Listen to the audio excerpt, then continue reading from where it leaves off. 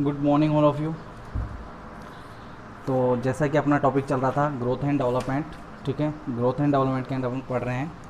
तो अपन ने जो लास्ट टॉपिक अपन ने पढ़ा था इसके फैक्टर्स के बारे में अपन ने डिस्कस किया था। जो फैक्टर्स हैं जो मतलब ग्रोथ एंड डेवलपमेंट को इफ़ेक्ट करते हैं, जिसके कारण एरर्स आ सकते हैं, मतलब ग्रोथ एंड डेवलप प्रॉपरली नहीं डेवलप होता हुआ था, नहीं अच्छे प्रॉपरली अच्छे से। तो कौन कौन से कारण थे, मतलब कोज थे अफेक्टिंग जो कर रहे थे ग्रोथ एंड डेवलपमेंट को, वो अपन पढ़ चुके हैं, ठीक है।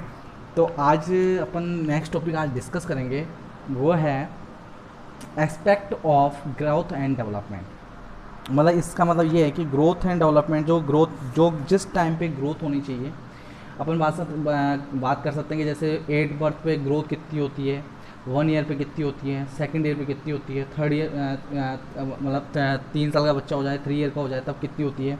ऐसे डेवलपमेंट जो एस्पेक्ट अपन कर सकते हैं कि एस्पेक्ट कितनी हो सकती है, कि अपन एक्सपेक्ट कर सकते हैं कि न्यू बोर्न जो बच्चा होता है उसका वेट, जैसे बच्चा डिलीवर हुआ उसका वेट कितना है नॉर्मली, उसका कैसे बढ़ता है वेट, वो अपन देखेंगे। कितना वेट मतलब 2 ईयर की एज में कितना वेट होता है, 4 ईयर की एज में कितना वेट होता है। ये नॉर्मल कंडीशन अपन को पता होना चाहिए। Aspect of the growth and development जैसे अपन एस्पेक्ट कर सकते हैं वो वाले अपन पढ़ेंगे कि अपन बहुत सारे एस्पेक्ट्स हैं जिनके बारे में अपन में डिस्कस करेंगे, ठीक है। तो एस्पेक्ट कौन कौन से हैं वो देखते हैं अपन। सबसे पहले अपन डिस्कस करेंगे ग्रोथ के बारे में, कि ग्रोथ के जो एस्पेक्ट हैं उसके बारे में डिस्कस करेंगे। उसके बाद नेक्स्ट अपन करेंगे किसके बारे में, डेवलपमेंट के बारे में। तो जो एस्पेक्ट्स हैं ग्रोथ के वो कौन कौन से हैं इस देखते हैं अपन। इसको 3 टाइप में डिवाइडेड किया हुआ है। जो ग्रोथ के जो एस्पेक्ट्स हैं, ग्रोथ जिसे बोल सकते हैं अपन कि ग्रोथ एंड डेवलपमेंट में जो ग्रोथ है उसके एस्पेक्ट है वो 3 भागों में डिवाइडेड किया हुआ है, क्योंकि ग्रोथ 3 पार्ट्स के अंदर मतलब एक तरीके से ग्रोथ करती है। 3 पार्ट्स के अंदर अपन एक्सपेक्ट कर सकते हैं, या ग्रोथ को जो अपन एक तरीके से असेस करते हैं वो 3 पार्ट्स से अपन क्या करते हैं, असेस भी कर सकते हैं, एक्सपेक्ट कर सकते हैं। वो कौन कौन से हैं, बायोलॉजिकल ग्रोथ अलग होता है, सेंसरी ग्रोथ अलग होता है, और मोटर ग्रोथ अलग होता है। क्योंकि बॉडी के अंदर जो बच्चा डेवलपमेंट, बॉडी के अंदर जो बच्चे की जो ग्रोथ होती है वो 3 टाइप से ग्रोथ होती है। बायोलॉजिकल ग्रोथ जैसे बॉडी बिल्डअप बनना, जैसे अपन बोल सकते हैं बॉडी बिल्डअप बनना, जैसे हाइट आ गया, वेट आ गया, चेस्ट आ गया, हेड आ गया, इनकी जो साइज होती है इनका डेवलपमेंट होना बायोलॉजिकल। मतलब आपके जो ऑर्गन्स का डेवलपमेंट हो रहा है, ऑर्गन्स क्या कर रहे हैं, लार्ज साइज में बढ़ते जा रहे हैं। छोटा बच्चा था उनकी हाइट थी, जो बेबी जब बर्थ हुआ था उसकी हाइट थी 45 centimetre.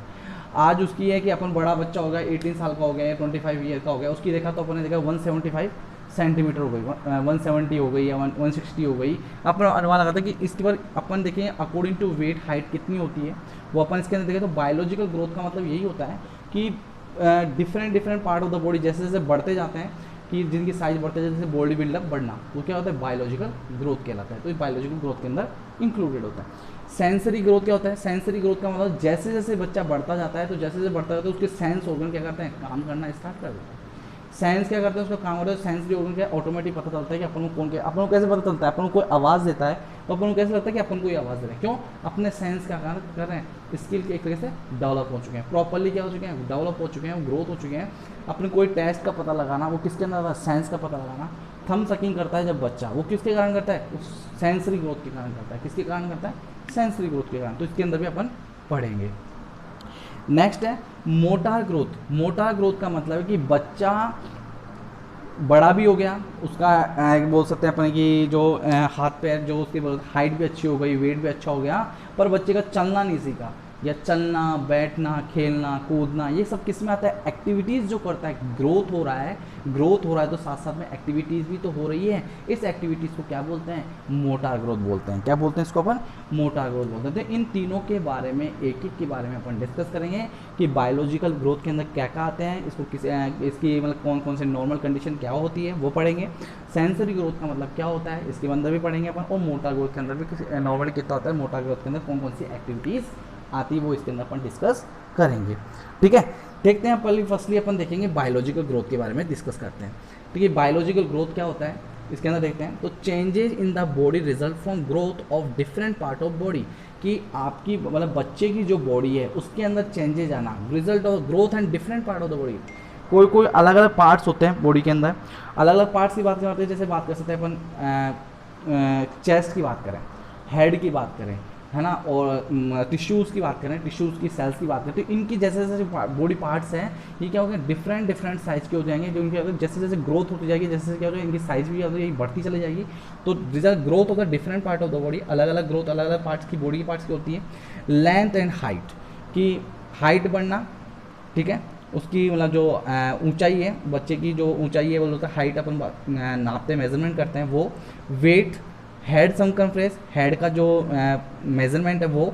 These are the parameter वो assessing the growth in the children की बात कर सकते हैं अपन। चेस्ट की बात नहीं, चेस्ट इंक्लूड नहीं किया, वो कर लीजिए कि length, weight, head and chest, ये पैरामीटर्स किसके अंदर आते हैं, ग्रोथ होगा, assessing the growth in the children, बच्चे की ग्रोथ प्रॉपर्ली हो रही है या नहीं हो रही है, ये बायोलॉजिकल ग्रोथ के अंदर इंक्लूडेड किया जाता है। कि बायोलॉजिकल ग्रोथ प्रॉपर्ली डेवलप हुआ है नहीं हुआ, कैसे पता चलेगा कि उसकी हाइट अच्छी हुई कि नहीं हुई है, क्या पता बच्चा 70 सेंटीमीटर का हुआ हो गया तो 45 सेंटीमीटर का जन्म हुआ था, उसके 75 सेंटीमीटर पे क्या हुआ था, उसका बर्थ हुआ था, और उसके 2 साल का हो गया, उसकी हाइट क्या है, अभी तक भी 45 सेंटीमीटर ही है। तो मतलब क्या हो रहा है, ग्रोथ नहीं हो रही है। बच्चा अगर मान लो उसकी हाइट है, उसका वेट है, कि वेट था कि जो बेबी जब बोर्न हुआ था जो उसका 3 kg था, अगर वो 1 ईयर का हो गया तब भी उसका 4 kg रह गया, 5 kg रह गया, मतलब उसके बच्चे की ग्रोथ नहीं हो पा रही है, उसका प्रॉपरली ग्रोथ नहीं हो पा रहा, उसका न्यूट्रिशन प्रॉपरली नहीं दे पा रहे हैं, जिसके कारण क्या होता है, ग्रोथ में क्या डिफेक्ट हो सकता है, एबनॉर्मलिटीज आ सकती है। वो कौन कौन सी एबनॉर्मलिटीज है वो भी इसके अंदर इंक्लूडेड होते हैं। तो changes the body result from the growth and different part of the अलग अलग बॉडी पार्ट्स की अलग अलग ग्रोथ होती है। Length and height, weight and head circumference, these are the parameter assessing growth in children, कि बच्चे की जो ग्रोथ होती है वो हाइट से, हेड से, सर्कमफ्रेंस, चेस्ट सर्कमफ्रेंस और वेट से ही, इस चारों पैरामीटर से इंक्लूडेड किया जाता है। समझ में आ गया यहाँ तक? अब देखते हैं कि जो बायोलॉजिकल ग्रोथ है इसके अंदर कौन कौन से इंक्लूड होते हैं। अपन ने मैंने बताया था इसके अंदर जो इंक्लूड होते हैं, जो फर्स्टली जो इंक्लूड होता है वो होता है हाइट एंड लेंथ। हाइट और बोल सकते हैं, लेंथ बोल सकते हैं। जो बच्चे की जो हाइट है अपन मेजरमेंट करते हैं, तो अपन ने देखा होगा अपन मेजरमेंट करते हैं कि मेरी हाइट कितनी है, मैं बोलता हूँ मेरी हाइट है 172 सेंटीमीटर, अपना हाइट मेजरमेंट करते हैं। कैसे मेजरमेंट करते हैं, कोई भी वॉल होती है वहाँ से अपन मेजरमेंट किया जाता है, जो अडल्ट होते हैं वो करते हैं। चिल्ड्रंस के लिए क्या करते हैं, चिल्ड्रंस की जो वेग मशीन होती है उसी के अंदर, जो वेग मशीन होती है उसके अंदर क्या होता है, मेजरमेंट करने का भी होता है। तो उसे क्या बोलते हैं, जब हाइट जो नापते हैं तो उसे इन्फेंटोमीटर बोलते हैं, जिससे लेंथ, जिससे हाइट मेजरमेंट किया जाता है। इन्फेंट की जो बात कर सकते हैं अपन, मेज़र करते हैं, छोटे बच्चों की जो मेज़र करते हैं वो क्या होता है, वो जो इंस्ट्रूमेंट यूज़ करते हैं उसे बोलते हैं अपन इन्फेंटोमीटर। इन्फेंटोमीटर के थ्रू क्या करते हैं, जो बच्चे की हाइट क्या करते हैं, मेजरमेंट करते हैं।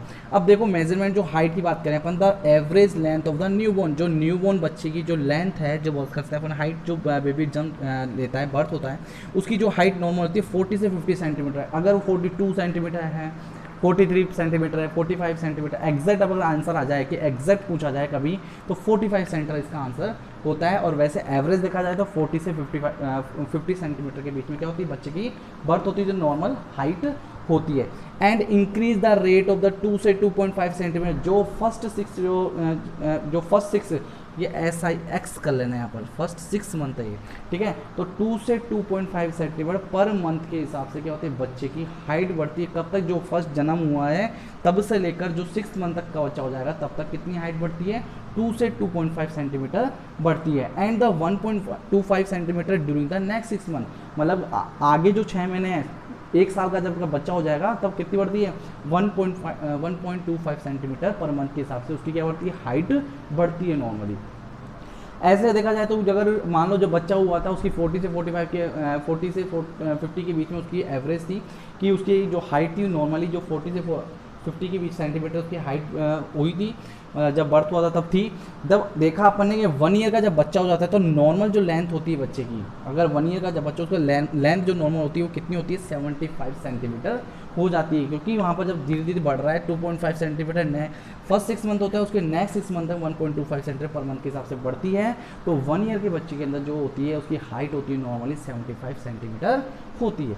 अगर बच्चे की हाइट डबल जो होती है, डबल होती है 4 ईयर के अंदर। कौन सी ईयर के अंदर होती है, 4 ईयर के अंदर बच्चे की हाइट क्या होती है, डबल हो जाती है। मतलब 45 का है तो कितनी सेंटीमीटर हो जाएगी उसकी, 90 सेंटीमीटर हो जाएगी। कितनी हो जाएगी उसकी, 90 सेंटीमीटर हो जाएगी। तो ऐसे क्या होता है, बच्चे की जो हाइट थी जो न्यूबॉर्न के टाइम पे, तो उसकी जो इन्फेंट की जो डबल होती है वो कितने साल पे हो जाती है, 4 ईयर का जब बेबी हो जाता है तो उसकी जो हाइट है वो डबल हो जाती है। एंड 13 ईयर का जब बच्चा हो जाता है, and the triple at 13 year, अगर 13 साल का बच्चा हो जाएगा तो उसकी हाइट कितनी हो जाएगी, ट्रिपल हो जाएगी। मतलब उसकी जो न्यूबॉर्न के टाइम पे जब उसको जब बर्थ हुआ था उसकी 40 सेंटीमीटर है, तो उसका कितना हो जाएगा 120 सेंटीमीटर उसकी हाइट हो जाएगी। ठीक है, तो ऐसे ऐसे डेवलप होती है। तो आपको याद रखना है कि बच्चे की हाइट नॉर्मली होती है 40 से 50 सेंटीमीटर होती है। फर्स्ट 6 मंथ में 2 से 2.5 सेंटीमीटर इंक्रीज होता है पर मंथ के हिसाब से। देन उसके बाद में 1.25 सेंटीमीटर नेक्स्ट 6 मंथ के लिए बढ़ता है। और जो 1 ईयर के अंदर हो जाती है बच्चे की, जो होती है 75 सेंटीमीटर उसकी लेंथ हो जाती है। डबल जो इसकी लेंथ होती है, जो हाइट हो जाती है, वो हो जाती है 4 ईयर के अंदर। और ट्रिपल जो होती है वो कौन सी ईयर के अंदर होती है, वो 13 ईयर के अंदर होती है।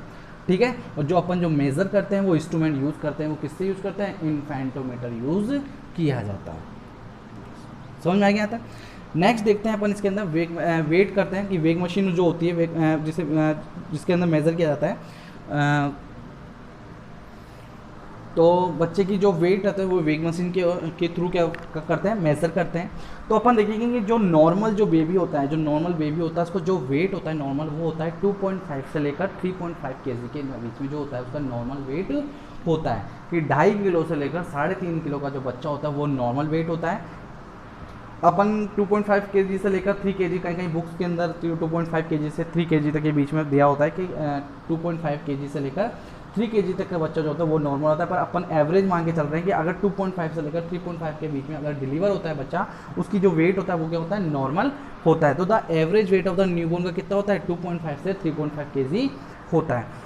अब देखो कि बाद में जब बच्चा जब डिलीवर हो जाता है, डिलीवर होने के तो 10 दिन के अंदर क्या होता है, विद इन द 10 डेज, जो फर्स्ट ड्यूरिंग द 10 डेज के अंदर क्या होता है, बच्चे क्या होता है, वेट क्या होता है, लॉस हो जाता है 10%।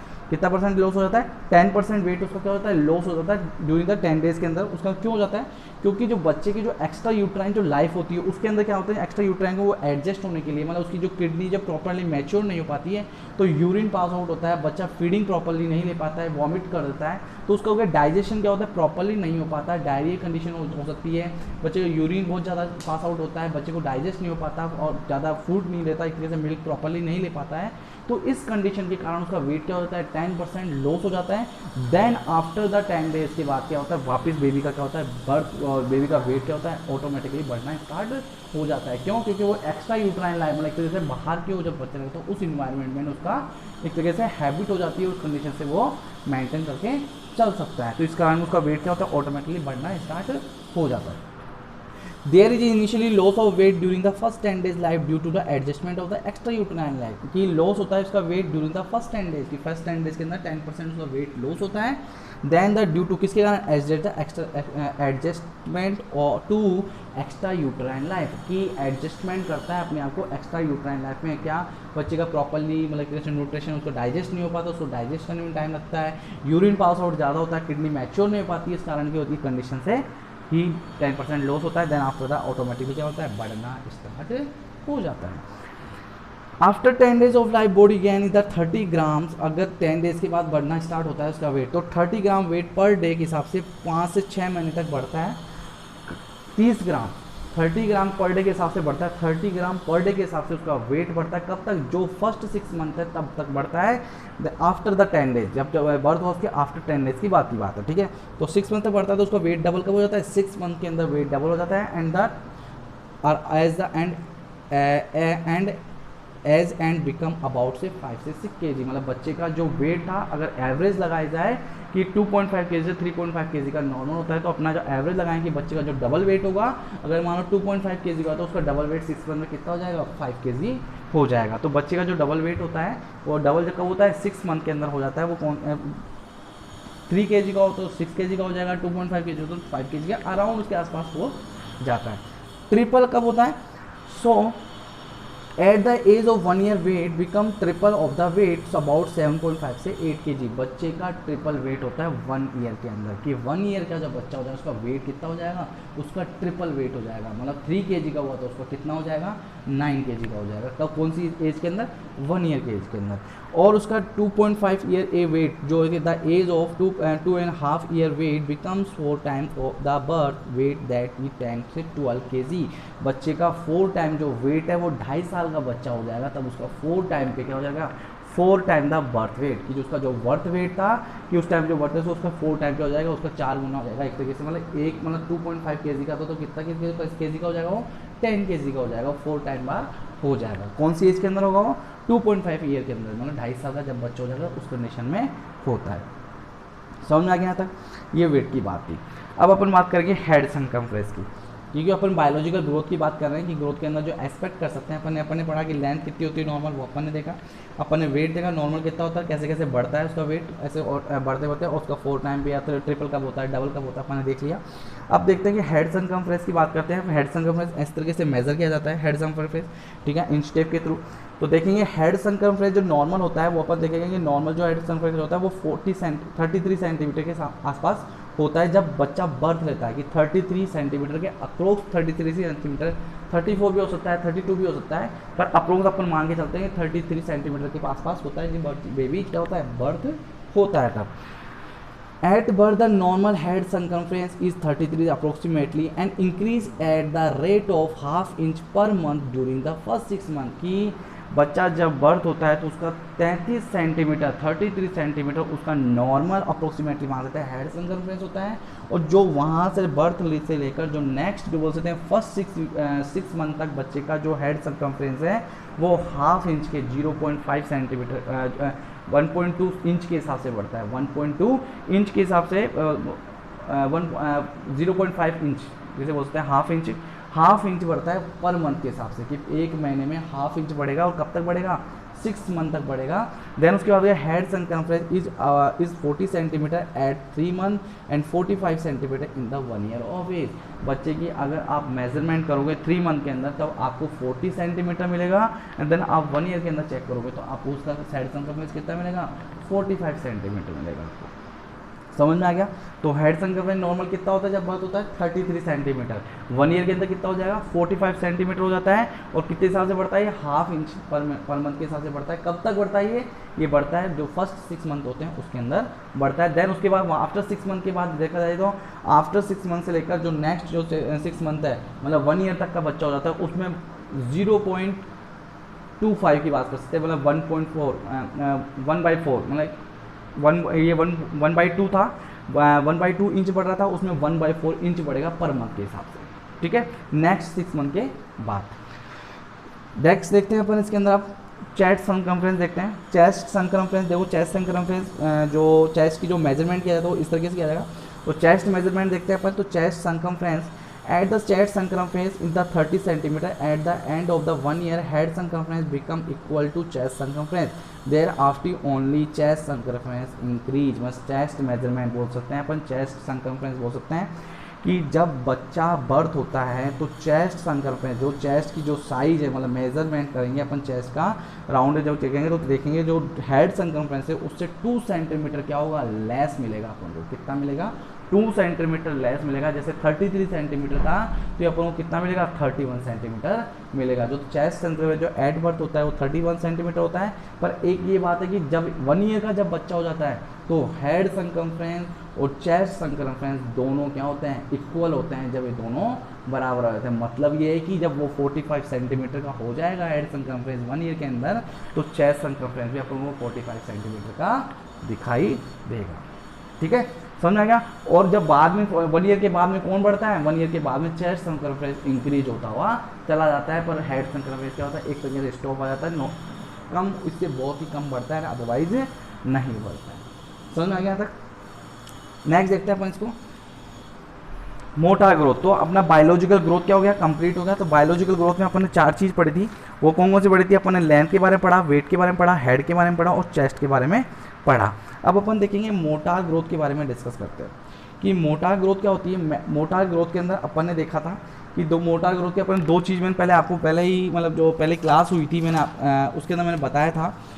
जो लास्ट में अपन जब ग्रोथ एंड डेवलपमेंट स्टार्ट किया था उसके अंदर अपन ने देखा था कि जो मैंने बताया था कि उसके जो प्रिंसिपल्स थे कि उसमें बताया था कि देयर इज एक प्रिंसिपल था लास्ट वाला जिसमें बताया था there are predictable pattern growth and development. क्या है प्रिडिक्टेबल पैटर्न है कि मतलब जो ग्रोथ एंड डेवलपमेंट है वो किस तरीके से बढ़ता है, मैंने आपको बताया था। जिसमें एक बताया था सेफेलोकोइडल बताया था, एक बताया था मैंने प्रोक्सिमोडिस्टल बताया था। ठीक है, एक तो बताया था मैं सेफेलोकोइडल और एक बताया था प्रोक्सिमोडिस्टल। मैं आपको वो डायग्राम वापस बताता हूँ, एक बार देखिए ये डायग्राम देखिए आप। इसमें सेफेलोकोइडल मतलब हेड टू फुट, मतलब जो एक मतलब ग्रोथ है जो होता है मतलब एक तरह से हेड टू फुट की तरफ बढ़ता है। और जो प्रोक्सिमो डिस्टल मिडल होता है वो किधर की साइड फैलता है, इधर हैंड की साइड में, मतलब चारों तरफ फैलता है। इधर जाएगा ये इधर की ओर फैलेगा, ये क्या करेगा यहाँ जाके और नीचे पैरों की ओर डाउनवर्ड जाएगा। तो मैंने इसमें दोनों का मीन बताया था, दोनों का डिफरेंस बताया था। अपन देखते हैं यहाँ पर देखा ये यहाँ से सीधा आया, सीधा आके दोनों फुट हेड से आया, दोनों फुट्स के अंदर गया।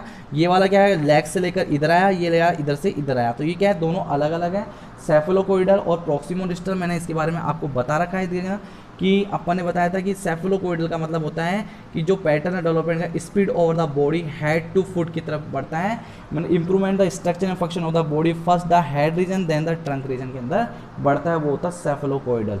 देन एक प्रोक्सिमोडिस्टल के अंदर क्या होता है कि नियर टू फार, मतलब पास से लेकर दूर की ओर बढ़ना, वो कौन सा कहलाता है, प्रोक्सिमोडिस्टल कहलाता है। तो दोनों समझ में आ गया आपको, इसके बारे में पहले बता चुका हूँ, ठीक है। तो यहाँ अपन देख रहे थे कि जो मोटार डेवलपमेंट फॉलो करता है सेफेलोकोइडल एंड प्रोक्सिमोडिस्टल पैटर्न मोटार डेवलपमेंट इस टू टाइप्स के। अपन देखेंगे जो मोटार डेवलपमेंट है, जो मोटार ग्रोथ है, वो सेफेलोकोइडल और प्रोक्सिमोडिस्टल के जो डेवलपमेंट है वो इस तरह के फॉलो करते हुए चलते हैं। दोनों कंडीशन है कि पहले क्या करते हैं, सेफेलोकोइडल का मतलब क्या होता है, सेफेलोकोइडल का मतलब होता है जो हेड टू फुट की ओर क्या होता है, डेवलपमेंट होता है, हेड टू फुट की ओर स्पीड करता है। देन प्रोक्सिमोडिस्टल किसकी ओर करता है, ये नियर टू फार की ओर करता है। तो दोनों की क्या होता है, ये एक तरीके से इनको बोल सकते हैं कि इनकी फॉलो करके चलते हैं, डेवलपमेंट करके इन चीज़ को मानकर चलते हैं, तभी आगे जाके ग्रोस मोटार डेवलपमेंट प्रॉपरली होता है। देखो फर्स्टली इसमें टू टाइप्स के होते हैं, डेवलपमेंट टू टाइप के होते हैं। एक होता है ग्रोस मोटार होता है और एक होता है फाइन मोटार। टू टाइप्स के इसमें डिवाइड किया हुआ है, एक तो होता है ग्रोस मोटार, सेकेंड वन होता है फाइन मोटार होता है।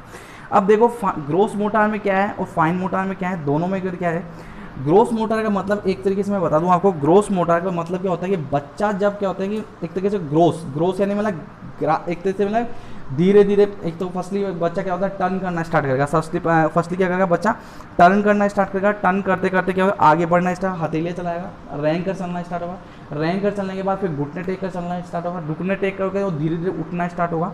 जैसे यहाँ पर है कि यहाँ पर सिटिंग करना है, यहाँ पर उठना स्टार्ट हो गया, फिर यहाँ पर ऑटोमेटिकली और थोड़ा उठा और यहाँ पर स्टैंडिंग होगा, यहाँ पर मतलब एक सपोर्ट लेकर खड़ा हुआ और यहाँ पर बिल्कुल स्टैंडिंग हो गया, बिल्कुल एक तरह से एग्जैक्ट खड़ा हो गया कि विदाउट सपोर्ट हो गया।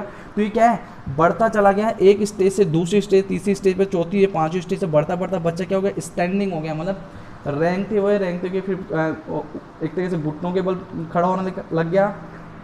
देन वो बैठने लग गया, बैठने के बाद वो सपोर्ट लेके खड़ा होने लग गया, सपोर्ट लेके खड़ा होकर वो क्या हो गया, फिर वो स्टैंडिंग खड़ा होने लग गया, फिर चलने लग गया, फिर चल के वो भागने रन करने लग गया। तो ये क्या है, ग्रोस मोटार कहलाता है। क्या कहलाता है ये, ग्रोस मोटार कहलाता है। तो द मोटार जिसे बोल सकते हैं अपन कि जो ग्रोस मोटार होता है, the gross motor develop to acquisition to of increase lead to acquisition gross motor activities include turning, sitting, standing and walking।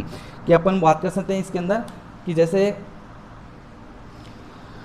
दोबारा देखिए, इसके अंदर मैंने कुछ चेंजेस किया है ग्रोस मोटार के अंदर, दोबारा देखिए। तो gross motor development leads to acquisition of increasing and independent movement, मतलब किसी के ऊपर डिपेंड नहीं है। इंक्रीजिंग मोबिलिटी मतलब उसका चलना क्या होता है, धीरे धीरे रैंक कर चलता था, फिर चलते चलते क्या वो धीरे धीरे उठना स्टार्ट हो गया, उठते उठते वो ज़्यादा फास्टली चलने लग गया। तो धीरे धीरे क्या इंडिपेंडेंट मूवमेंट हो गया, मतलब किसी के ऊपर डिपेंड नहीं है, किसी के ऊपर चला करने को, उस कंडीशन को क्या होता है, ग्रोस मोटार बोलते हैं। ग्रोस मोटार एक्टिविटीज़ के अंदर इंक्लूडिंग टर्निंग, जब बच्चा क्या होता है टर्न करता है अपने आप को, तो ये ग्रोस मोटार में इंक्लूड होता है। बच्चा स्टैंडिंग होता है, सिटिंग होता है, वॉकिंग मतलब चलना, बैठना, लेटना, ये सब किसके अंदर इंक्लूड होते हैं, ये ग्रोस मोटार के अंदर इंक्लूड होते हैं। मतलब बच्चा एक तरीके से लेटा हुआ है, लेटते लेटते वो क्या रैंक कर चलना स्टार्ट होगा, रैंक कर चलने होते होता धीरे धीरे स्टैंडिंग होगा, फिर वॉकिंग होगा, रन करेगा। तो ये कंडीशन किस में आती है, ये ग्रोस मोटार के अंदर इंक्लूड होता है। तो इस कंडीशन को इंक्लूड करते हैं ग्रोस मोटार के अंदर अपन इंक्लूड करते हैं। तो ये एक तरीके से किसका टाइप है, मोटार ग्रोथ के अंदर जो इंक्लूड होता है फर्स्ट होता है वो कौन सा होता है, ग्रोस मोटार होता है। नेक्स्ट देखेंगे अपन फाइन मोटार की बात करेंगे। किसकी बात करेंगे अपन, फाइन मोटार की बात करते हैं। फाइन मोटार का मतलब होता है कि बच्चे ने ग्रोथ तो कर लिया, कि बच्चे का ग्रोथ अपन ने देखा कि वहाँ पर जो ग्रोथ मोटार में देखा कि अपन ने देखा कि बच्चा चलना स्टार्ट हो रहा है, बैठना स्टार्ट हो रहा है, सब कुछ। अब फाइन मोटार में क्या होता है, फाइन मोटार में मतलब एक तरीके से क्या होती है, स्किल आती है, स्किल और इफिशियंसी आती है। मतलब एक तरह से जिसके अंदर लिखा हुआ है डेक्सटेरिटी। डेक्सटेरिटी का मतलब होता है एक स्किल आती है, ऐसी कोई एक्टिविटीज़ आती है उसके माइंड में, ऐसी स्किल आती है बच्चे की, जैसे मान लो बहुत सारे बॉल्स रखी हुई है ना, बहुत सारी बॉल्स रखी हुई है, बॉल्स के अंदर अपन मान सकते हैं कि जैसे कोई येलो कलर की बॉल रखी हुई है, रेड कलर की बॉल रखी हुई है, सपोज करो बहुत सारी बॉल रखी हुई है, तो बच्चा क्या करेगा, पर्टिकुलर एक बॉल उठाएगा उसमें से, मतलब 10 बॉल रखी हुई है, 10 में से एक बॉल उठा लिया उसने उसको सोच लिया उसने कि मुझे रेड कलर की, मतलब एक ही बॉल रखी हुई थी और रेड कलर की एक बॉल उसने उठा के लिया, उठा के लिए उसका क्या कर रहा है, उसका स्किल काम कर रहा है, उसका मोटा डेक्सट्रिटी कर रहा है, उसका क्या कर रहा है, स्किल काम कर रहा है, स्किल और इफिशियंसी काम कर रही है। उसने क्या यूज किया, उसने पर्टिकुलरली हैंड और फिंगर्स का यूज किया और उसने पर्टिकुलर एक ऑब्जेक्टिव को किया, उसने उस ऑब्जेक्टिव को उसने उठाया, तो वो क्या कहलाता है, फाइन मोटर कहलाता है। मतलब एक तरीके से उसने क्या किया, उसने हैंड्स का यूज किया, फिंगर्स का यूज किया, पर्टिकुलर कोई ऑब्जेक्टिव को, जैसे बोल सकते हैं मदर्स होती है, मदर क्या होती है, बच्चे का हाथ पकड़ती है तो ऑटोमेटिक क्या करता है, वो अपनी क्या होता है ग्रास्प को, जैसे क्या करता है, ग्रास्प कर लेता है, ऐसे रोक लेता है हाथ को, उंगलियों को पकड़ लेता है, तो ये कंडीशन किसमें कहलाती है, फाइन मोटर में कहलाती है। मतलब बच्चा एक पर्टिकुलर स्किल यूज करता है जिसके अंदर हैंड और फिंगर्स को वो यूज करता है, इस कंडीशन के अंदर ये इंक्लूडेड होता है। तो फाइन मोटर में देखेंगे, fine motor development leads to acquisition of motor dexterity. Dexterity का मतलब होता है स्किल्स और efficiency, like use the hand and finger, बच्चा हाथ और फिंगर्स को यूज करता है। Palmar grasps and release and pincer grasp, इसमें 2 डिफरेंस है पाल्मर ग्राफ्स और पिंसार ग्राफ्स में। देखो पाल्मर ग्राफ्स के अंदर होता है कि जो पाल्म होता है बच्चे का पाल्म वाला एरिया कौन सा है, ये वाला जो एरिया है, जो ये वाला जो अंदर वाला जो एरिया है फिंगर्स और जो टंग के बीच में जो एरिया होता है, हथेली होती है इससे वो ये वाली एरिया, ठीक है, ये वाला एरिया वो क्या कहलाता है, पाल्मर ग्रास, पाल्मर कहलाता है, क्या कहलाता है, उसको पाल्म बोलते हैं। तो ग्रास यानी पकड़ लेना, बच्चा क्या कर रहा है, इसको बच्चा क्या होता है, जो फिंगर है ये किसी ऑब्जेक्टिव, उसको ऑब्जेक्टिव दे रखा है, मान सकते हैं फिंगर पर, तो इसने फिंगर्स को अपने क्या कर पाल्म क्या कर लिया, इसने पकड़ लिया, तो पर्टिकुलर पकड़ तो इसने क्या है, पाल्मर ग्रास कहलाता है, एक फाइन मोटर कहलाता है।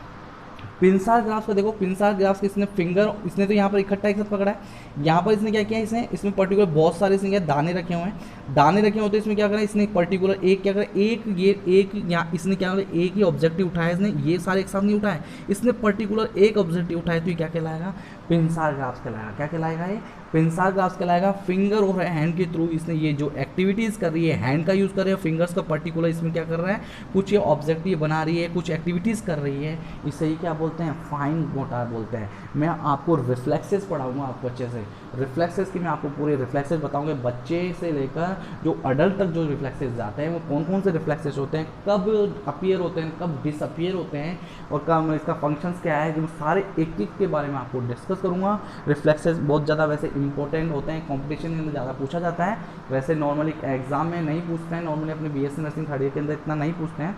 जो मैं पूछेंगे बहुत इंपॉर्टेंट पढ़ाऊंगा, पर रिफ्लेक्सेस मैं फिर भी पढ़ाऊंगा आपको, अच्छे से पढ़ाऊंगा जिसको आपको समझ सके।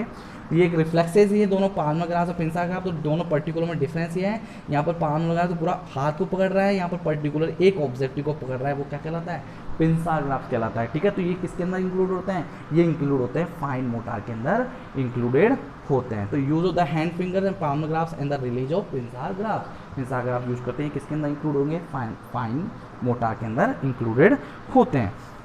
समझ में आ गया आता है। नेक्स्ट बात करते हैं अपन, अब किसकी बात करेंगे, सेंसरी ग्रोथ की बात करेंगे। किसकी बात करेंगे अपन, सेंसरी ग्रोथ। तो 2 ग्रोथ्स हो चुके हैं, बायोलॉजिकल ग्रोथ कंप्लीट हो गया है, सेकंड वन हो गया है, कौन सा वाला ग्रोथ कंप्लीट हो गया, सेकंड वाला मोटर ग्रोथ अपना कंप्लीट हो गया है। थर्ड वन देखते हैं सेंसरी ग्रोथ का मतलब, सेंसरी ग्रोथ का मतलब बच्चा क्या करता है, जो टेस्ट का क्या होता है, सेंस यूज़ करता है, तो वो नई नई चीज़ का लर्न सीखना, स्टिमुलेशन आती है, सेंस ऑर्गन्स के काम करने का फंक्शन, जो ऐड बढ़ते क्या होता है, धीरे धीरे क्या करता है, अपने सेंस का काम करना स्टार्ट करते हैं। बच्चा थंब संकिंग करता है, एक तरीके से उसको क्या करता है, टेस्ट आना स्टार्ट हो जाता है, उसको टेस्ट क्या करता है, फील करता है, उसको टेस्ट को कोई चीज़ का टेस्ट होता है, उसको क्या होता है, ऑटोमेटिकली उस जगह पर जाएगा, सुनाई देगा, ये क्या होता है, ऑटोमेटिक सुनाई देता है, इससे किसका देता है, सेंस ग्रोथ के ना, सेंसरी के अंदर included. All thought sensory system functional at birth, the child gradually learn to process associate meaning with a perceive stimulus. कोई भी स्टिमुलस या परसीव जो स्टिमुलस होता है, कोई भी स्टिमुलस होता है, कोई ऑब्जेक्ट, मतलब एक तरीके से उसको कुछ सुनाई देता है, कोई फील होता है, तो वो क्या करता है, फील होता है, उसको टच किया, कुछ भी किया, तो क्या करता है, सेंसरी ऑर्गन उसका काम करना स्टार्ट करता है। Most active sense at birth and the sense at taste and smell, उसको क्या होता है, सबसे ज़्यादा क्या होता है कि बच्चे का जो सेंस ऑर्गन है, सबसे ज़्यादा बच्चे का जो सेंस होता है उसको टेस्ट का और स्मेल का सबसे ज़्यादा एक्टिव होता है। अगर बच्चे का कोई भी टेस्ट, मतलब एक टेस्ट कोई भी, अगर मान लो उसको कुछ भी माउथ के अंदर अपन ने फिंगर भी डाल दी या वो उसे कोई चीज़ खिला दी तो उसको ऑटोमेटिक पता जाएगा कि ये टेस्ट इसका है। अगर वो उस चीज़ को हैबिचुअल है तो उस चीज़ को वो नहीं छोड़ता है, उस चीज़ के लिए क्या करता है, वो एक्टिविटीज़ उसके करता है बहुत अच्छे से होता है। अगर उसको एक टेस्ट अच्छा नहीं लगा तो वो क्या करता है, ऑटोमेटिकली बाहर की ओर निकालता है। स्मेल का पता चलता है, स्मेल होती है जैसे कोई स्मेल आएगी तो ऑटोमेटिकली टर्न हो जाएगा कि कहाँ से स्मेल आ रही है, या फिर बोलते हैं एक्टिविटीज़ करने लग जाएगा, ऐसी रिएक्शंस करने लग जाएगा जो किसके अंदर इंक्लूड होते हैं, सेंसरी ग्रोथ के अंदर इंक्लूड होते हैं। मतलब एक तरीके से रिएक्शन करने लगता है टेस्ट का और स्मेल का रिएक्शन। अगर मान लो कोई ऐसी चीज़ आपने किया तो उसके जो फेशियल एक्सप्रेशन है वो ऑटोमेटिक चेंज हो जाएगा। वो किसके कारण होगा, वो टेस्ट के कारण, स्मेल के कारण चेंज हो सकता है। तो sensory system function at birth के तो सबसे ज़्यादा एक्टिव कौन सा होता है, टेस्ट वाला, और स्मेल वाला क्या होता है, सबसे ज़्यादा एक्टिव होता है उस एज में जब बच्चा बर्थ लेता है तब। तो ये सेंसरी ग्रोथ भी क्या होता है, डेवलप होता है। समझ में आ गया यहाँ तक, ठीक है। तो ये आज का टॉपिक था कि मैंने आपको आज डिस्कस कराया कि aspect of the growth and development में मैंने ग्रोथ के बारे में बताया। कल अपन डेवलपमेंट के बारे में पढ़ेंगे, डेवलपमेंट में कौन कौन से आते हैं। तो आज के लिए इतना ही है। Thank you so much, have a great day.